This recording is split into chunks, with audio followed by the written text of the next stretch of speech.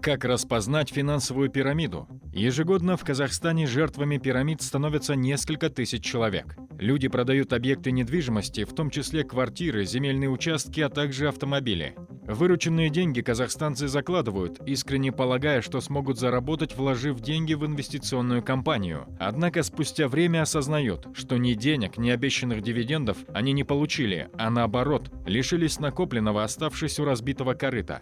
Важно знать, что основная цель финансовых пирамид – нажиться за счет доверчивых граждан, предлагая без рисков и усилий быстро приумножить свой капитал. Финансовые пирамиды могут прикрываться под видом различных организаций, таких как сетевой маркетинг, онлайн-игры, туристические услуги по типу круизных клубов, а также вложения в инвестпроекты, предлагая быстрый способ обогатиться и обещая золотые горы. В этой связи Департамент экономических расследований по городу Астана призывает граждан не поддаваться соблазну получения быстрых, легких денег. Будьте бдительны. Для начала стоит проверить финансовую компанию через телеграм-бот «Байка Пирамида», который поможет понять, является ли компания финансовой пирамидой. Если вы столкнулись с финансовой пирамидой или в подобную организацию вовлечены ваши знакомые или близкие, просим обращаться в Департамент экономических расследований по городу Астана по телефону доверия 8 71 72 70 84 79.